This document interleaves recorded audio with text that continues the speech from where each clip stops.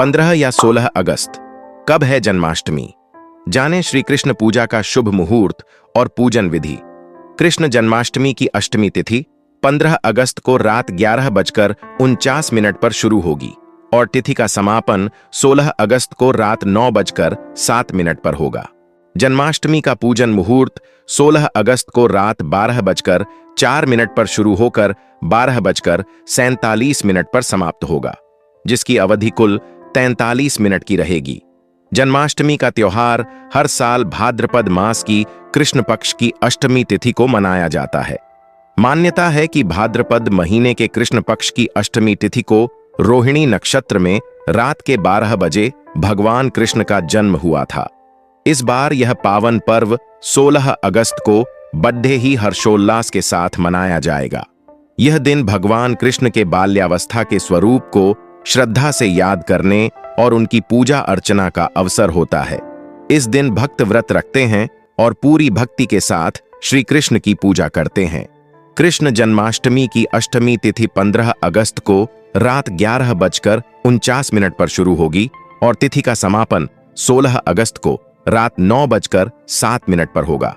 जन्माष्टमी का पूजन मुहूर्त 16 अगस्त को रात 12:04 पर शुरू होकर 12:47 पर समाप्त होगा, जिसकी अवधि कुल 43 मिनट की रहेगी। इस साल रोहिणी नक्षत्र 17 अगस्त को सुबह 4:38 पर शुरू होगा और यह 18 अगस्त को 3:07 पर समाप्त होगा। जन्माष्टमी पूजा की शुरुआत सूर्योदय पूर्व स्नान से होती है। साफ सुथरे कपड़े पहनकर भगवान कृष्ण के प्रतिमा या चित्र की गंगा जल और दूध से अभिषेक किया जाता है। उन्हें नए वस्त्र पहनाकर फूल, फल, मिठाई व मिश्री से भोग लगाया जाता है। विशेष रूप से रात को 12 बजे कृष्ण जन्म के समय उनकी पूजा और आरती की जाती है। इस समय भक्तगण पूरी श्रद्धा के साथ भगवान की स्तुति करते हैं। व्रत इस प्रकार रखा जाता है कि दिन भर अनाज से परहेज किया जाता है और पारण में फल, कुत्तू या सिंघाड़े के आटे से बने व्यंजन खाए जाते हैं।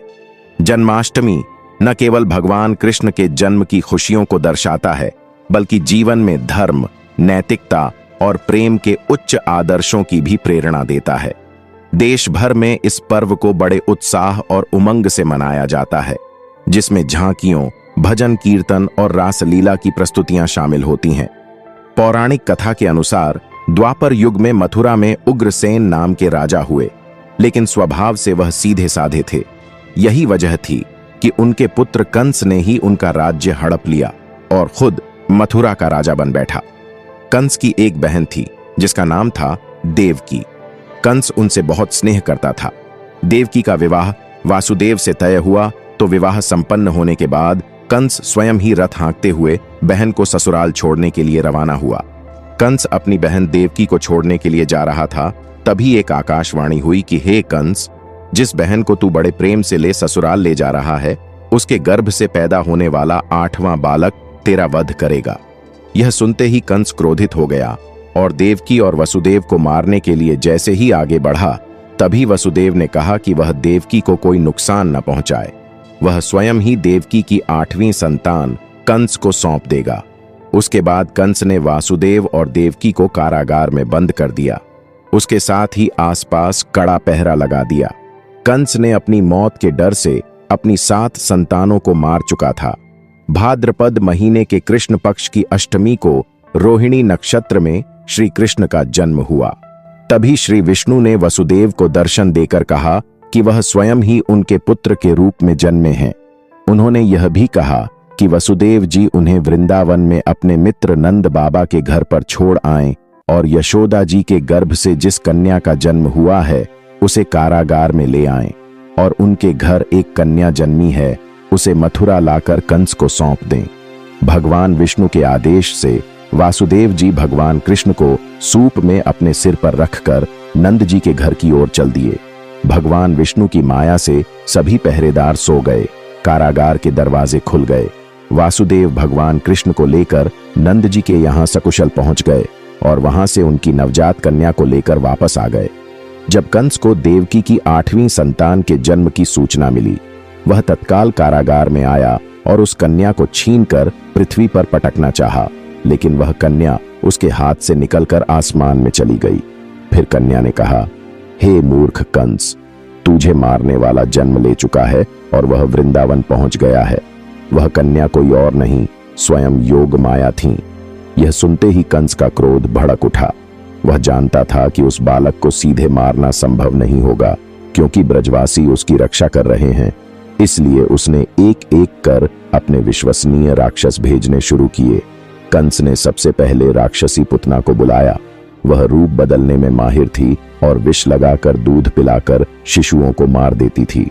पुतना कौन थी और कंस ने उसे क्यों भेजा? कंस को नारद दोस्तों से पता चल गया था कि देवकी का 8वां पुत्र जैसे ही किसी रूप में उसका संहार करेगा। डर के मारे उसने कई सा राक्षस और दूत भेजे। उनमें से पहला था पुतना, एक चतुर तथा रूप परिवर्तक राक्षसी जो खूबसूरत स्त्री का वेश धारण कर बच्चों को विषयुक्त स्तनपान से मार देती थी। कंस ने उसे भेजा ताकि वह नवजात शिशु को दिखावा करके दूध पिलाकर उसकी प्राणहरीण कर दे। पुतना ने स्वर्ग स्त्री जैसा सुंदर आभास बना लिया, कोमल काया, मधुर वाणी, सुंदर वस्त्र। वह ब्रज में घर घर जाकर माओं को चौंकाती हुई अंत में नंद यशोदा के घर पहुंची। उसने कहा कि वह एक अनुभवी दाई नर्स है और छोटे बच्चों को संभालने में माहिर है। कहानी के स्थानीय रूप में यशोदा शुरू में थोड़ी आशंकित होती हैं, पर पुतना का मोहनीय रूप, मीठी बात और ओढ़नी वेश से वह शांत कर ली जाती है। पुतना ने अपने स्तनों पर कोई विषरंजन जहर लगा रखा था, या उसने अपने शरीर पर विष का लेप कर लिया था ताकि वह जितने बच्चों को भी दूध पिलाए वे मर जाएं। पर सत्य यह है कि लोगों के लिए उसका दूध जानलेवा था, परंतु कृष्ण के लिए वही दूध अमृत जैसा मीठा बन गया, क्योंकि कृष्ण परमात्मा थे। पुतना ने कृष्ण को गोद लेकर स्तनपान कराना चाहा। छोटा सा कृष्ण जो नन्हा दिखता था, चुपचाप बैठे बसते उसकी गोद में गया। जैसे ही पुतना ने दूध पिलाया, कृष्ण ने न केवल दूध पिया बल्कि उसकी सारी शक्ति, जीवन शक्ति अपने मुंह से चूस लेते हैं। यहाँ कई संस्करणों में थोड़े अलग अलग दृश्य दिखते हैं। कुछ कहानियों में कृष्ण ने पुतना के मुंह से विष और जीवन शक्ति दोनों चूस लिए और पुतना का शरीर तुरंत सूख गया। कुछ अन्य वर्णनों में कृष्ण की मुस्कान और उनका निश्चल व्यवहार दर्शाया जाता है। एक क्षण में वह नन्हा बालक, अगले क्षण में वह परमात्मा जैसा इशारा कर रहे होते हैं। जब पुतना समझी कि उसकी मृत्यु हो रही है तो वह भय से भागने की कोशिश करती है, पर कृष्ण ने उसे हाथ से पकड़ लिया या अपने चुंबन दांत से उसकी काया पर प्रभाव डाला और पुतना वहीं गिर जाती है। कई पुराणों और लोक कथाओं में यह कहा गया है कि पुतना अपने कुकर्म के बावजूद उस क्षण में जब उसने अपनी हैसियत पर असत्य रूप में कृष्ण को स्तनपान कराया तो उसकी मनोकामना के साथ साथ एक अजीब कृपा भी हुई, क्योंकि उसने स्वयं अपने स्तन से विष देने के बजाय भगवान को स्तनपान करवा दिया।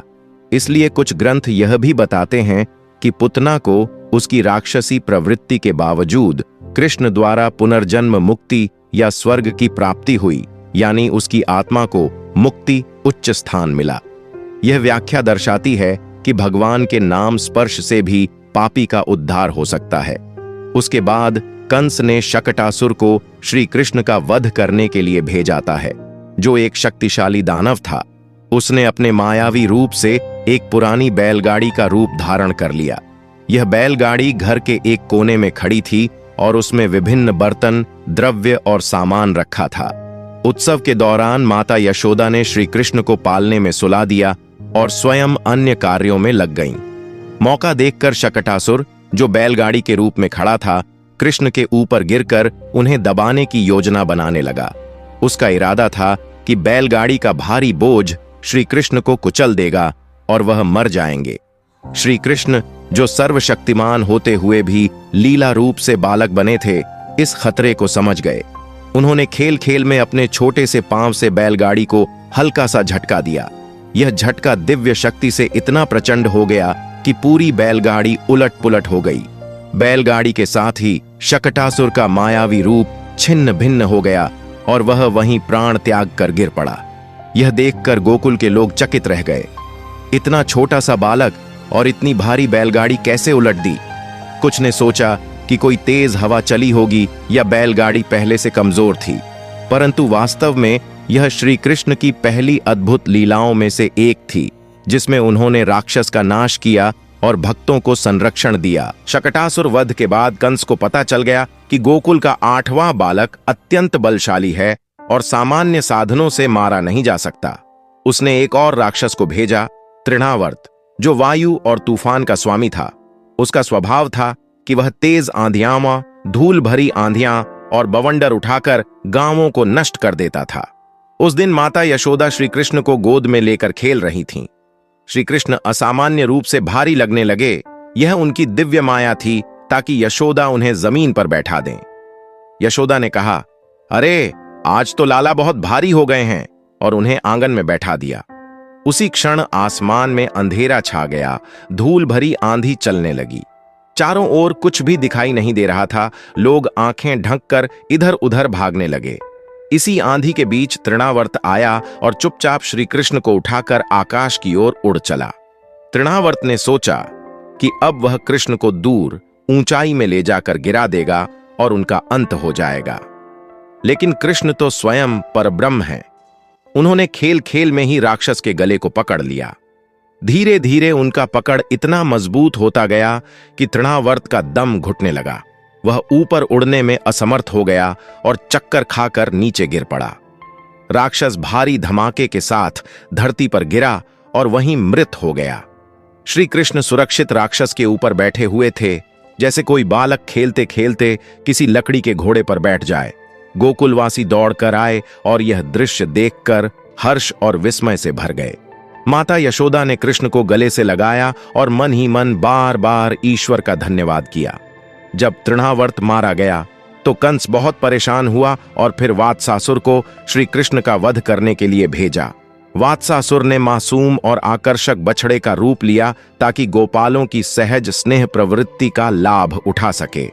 वह बच्चों के बीच जाकर उनसे घुल मिलकर उन्हें आकृष्ट करके कृष्ण के निकट पहुंचना चाहता था ताकि किसी तरह कृष्ण को मार सके या फंसा दे। उसका छल यही था कि जो रूप सबसे निर्दोष और प्रिय दिखे, उसी रूप में आकर कायराना हमला किया जाए। घटनाक्रम, कृष्ण की पहचान और वध। जब वह बछड़ा कृष्ण और बालों के पास आया तो कृष्ण ने उसे तुरंत जान लिया, न कि क्योंकि वह बड़ा था, बल्कि क्योंकि वे दिव्य ज्ञान से सर्वस्व जानते थे। खेल खेल में कृष्ण ने उस बछड़े अर्थात राक्षस की पूंछ पकड़ ली। एक अचानक और असाधारण बल से उन्होंने उसे अनेक बार घुमाया और जोर से पटक दिया। राक्षस का असली रूप तुरंत खुल गया और वह वहीं मारा गया। ग्वाल बाल स्तब्ध रह गए। माता यशोदा और गांव वाले भी हैरान हुए, पर कृष्ण सुरक्षित और प्रसन्न थे। बालक स्वभाव के साथ हुए इस घटना पर गोकुलवासी आश्चर्य और कृतज्ञता से भर गए। यह घटना दिखाती है कि कैसे कृष्ण ने बच्चों और गोवंश की रक्षा की, इसलिए उन्हें गोपाल और गोकुल का रक्षक कहा जाता है। शकटासुर, तृणावर्त और वात्सासुर के वध के बाद कंस का भय और बढ़ गया। उसने एक और दैत्य भेजा, बकासुर, जो अत्यंत क्रूर और शक्तिशाली था। वह विशाल बगुले सारस के आकार का रूप धारण कर सकता था। उसकी चोंच इतनी बड़ी थी कि वह बड़े बड़े प्राणियों को एक बार में निगल सकता था। एक दिन कृष्ण अपने मित्र ग्वाल बालों और गाय बछड़ों को लेकर यमुना किनारे चराने गए। पास में एक सुंदर शांत सा वन था। यहीं बकासुर ने अपना मायावी रूप बनाकर डेरा जमाया। ग्वाल बालों को उसकी विशाल देह, सफेद पंख और लंबी गर्दन देखकर कौतूहल हुआ, लेकिन वह पास आते ही भयावह लगने लगा। अचानक बकासुर ने अपनी लंबी गर्दन आगे बढ़ाई और अपनी विशाल चोंच से सीधे श्री कृष्ण को पकड़ लिया। उसने उन्हें निगलने की कोशिश की। ग्वाल बाल घबरा गए और जोर जोर से चिल्लाने लगे, कन्हैया कन्हैया। कृष्ण शांत रहे। उन्होंने भीतर से एक तीव्र उष्णता उत्पन्न की, जिससे बकासुर का गला जलने लगा। असहनीय पीड़ा के कारण बकासुर ने उन्हें तुरंत बाहर उगल दिया। बाहर आते ही कृष्ण ने उसी क्षण उसकी विशाल चोंच को पकड़ लिया और एक ही झटके में 2 हिस्सों में फाड़ डाला। बकासुर वहीं प्राण त्याग कर गिर पड़ा। उसका मायावी रूप टूट गया और वह मारा गया। ग्वाल बाल दौड़कर कृष्ण के पास आए, उन्हें गले लगाया और खुशी के मारे उछलने लगे। बाद में सभी ने मिलकर बछड़ों को इकट्ठा किया और घर लौटकर यह अद्भुत घटना गोकुलवासियों को सुनाई। इन राक्षसों ने जब श्री कृष्ण का बाल भी बांका नहीं कर पाए तो कंस बहुत ज्यादा डर गया। फिर वह याद किया अघासुर को श्री कृष्ण का वध करने के लिए भेज दिया। अघासुर एक अत्यंत भयानक नागासुर था। वह पूतन, बकासुर का भाई और कंस का सहयोगी था। अपने भाई बहनों के वध का बदला लेने के लिए वह गोकुल आया। उसका आकार इतना विशाल था कि वह पहाड़ की तरह ऊंचा और गुफा की तरह लंबा था। उसका शरीर कई योजन मीलों लंबा और मुंह किसी गुफा के द्वार जितना विशाल था। एक दिन श्री कृष्ण अपने मित्र ग्वाल बालों और गाय बछड़ों के साथ यमुना किनारे के वन में खेल रहे थे। रास्ते में उन्होंने देखा कि आगे एक अजीब सी गुफा जैसी चीज पड़ी है, जिसका द्वार गुलाबी, अंदर काला और ऊपर नीचे चट्टानों जैसे दांत थे। ग्वाल बालों को यह कुछ असामान्य तो लगा, परंतु कृष्ण के साथ होने से वे निडर थे। वह गुफा जैसी आकृति वास्तव में अघासुर का विशाल खुला मुंह था। उसकी जीभ जमीन पर बिछी थी और गले की गहराई अंधकारमय दिख रही थी। योजना यह थी कि जैसे ही सभी ग्वालबाल भीतर जाएंगे, वह अपना मुंह बंद कर उन्हें निगल जाएगा। मित्रों ने सोचा कि यह कोई अद्भुत दृश्य है और हंसते खेलते भीतर प्रवेश करने लगे। कृष्ण समझ गए कि यह राक्षस का छल है, पर वे अपने मित्रों को निराश या भयभीत नहीं करना चाहते थे। सभी बछड़े और ग्वालबाल भीतर चले गए और अंत में श्री कृष्ण भी उनके पीछे प्रवेश कर गए। अंदर प्रवेश करते ही चारों ओर अंधेरा और राक्षसी दुर्गंध थी। उसी क्षण अघासुर ने अपना मुंह बंद कर लिया। वह सभी को एक साथ निगलना चाहता था, लेकिन कृष्ण ने अपने दिव्य तेज और विस्तार शक्ति से अपने शरीर को इतना बड़ा कर लिया कि अघासुर का श्वास रुक गया और उसका शरीर फट गया। अघासुर का प्राण पक्षी की तरह शरीर से निकलकर आकाश में ठहर गया। वह प्रतीक्षा कर रहा था कि कृष्ण उसे स्पर्श करें। जब कृष्ण और उनके मित्र सुरक्षित बाहर निकले, तब वह प्राण ज्योति कृष्ण के चरणों में लीन हो गई। अघासुर को मोक्ष प्राप्त हुआ। जब अघासुर भी मारा गया तो कंस और भी डर गया और मीर धेनुकासुर को श्री कृष्ण का वध करने के लिए कहता है। गोकुल के पास एक सुंदर तालवन, खजूर के पेड़ों का बगीचा था। वहां खजूर के स्वादिष्ट मीठे फल बहुत होते थे, लेकिन किसी को वहां जाने की हिम्मत नहीं होती थी। कारण था वहां का रक्षक राक्षस धेनुकासुर, जो गधे के रूप में रहता था। वह अत्यंत बलवान, क्रूर और हिंसक था। उसके साथ कई अन्य गधे राक्षस भी थे, जो किसी भी आने जाने वाले पर हमला कर देते थे। एक दिन ग्वालबालों ने कृष्ण और बलराम से कहा, तालवन में बहुत मीठे खजूर लगे हैं, लेकिन वहां धेनुकासुर के डर से कोई नहीं जाता। अगर आप चलें तो हम उन्हें खा सकते हैं। कृष्ण और बलराम ने मुस्कुराकर कहा, चलो आज देखते हैं कि यह गधा राक्षस कितना ताकतवर है। जब सब तालवन पहुंचे तो बलराम ने कुछ खजूर के पेड़ हिला दिए। यह आवाज सुनते ही धेनुकासुर क्रोध में दौड़ता हुआ आया। उसने अपने पिछले पैरों से बलराम पर जोरदार लात मारने की कोशिश की। बलराम ने उसका पैर पकड़ लिया, उसे ऊपर उठाकर कई बार घुमाया और जमीन पर पटक दिया। यह प्रहार इतना जोरदार था कि धेनुकासुर की वहीं मृत्यु हो गई। अपने साथी की मृत्यु देखकर बाकी गधे राक्षस भी हमला करने लगे। कृष्ण और बलराम ने मिलकर सभी को पकड़ पकड़कर पेड़ों पर, जमीन पर पटक पटक कर मार डाला। उनके शव तालवन में चारों ओर बिखर गए और वातावरण भयमुक्त हो गया।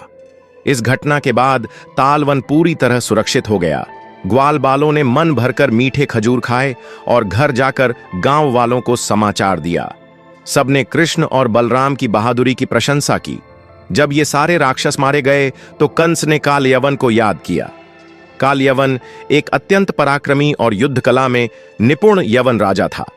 उसकी सेना लाखों की संख्या में थी और वह कभी किसी युद्ध में पराजित नहीं हुआ था। शास्त्रों में वर्णन है कि वह यवनों का सबसे बलशाली और तेज योद्धा माना जाता था। कालयवन का जन्म और अस्त्र शस्त्र ऐसा था कि उस पर कोई भी अस्त्र आघात असर नहीं करता था। यह एक वरदान के कारण था। कंस के वध के बाद भी मथुरा के शत्रु समाप्त नहीं हुए। जरासंध, कंस का ससुर, और अन्य राजाओं ने मिलकर योजना बनाई कि कृष्ण और बलराम को समाप्त किया जाए। जरासंध ने कालयवन को कृष्ण के विरुद्ध भेजा। योजना यह थी कि कालयवन मथुरा पर चढ़ाई करे। जबकि जरासंध भी दूसरी ओर से हमला करे, ताकि कृष्ण और बलराम को एक साथ दो मोर्चों पर जूझना पड़े। कालयवन विशाल सेना के साथ मथुरा की ओर बढ़ा। कृष्ण जानते थे कि सीधे युद्ध में उसे मारना कठिन है, क्योंकि उस पर अस्त्र शस्त्र का प्रभाव नहीं पड़ता। उन्होंने रणनीति से उसे परास्त करने का निश्चय किया। कालयवन ने मथुरा के द्वार पर पहुंचकर कृष्ण को देखा और तुरंत उनका पीछा करना शुरू किया।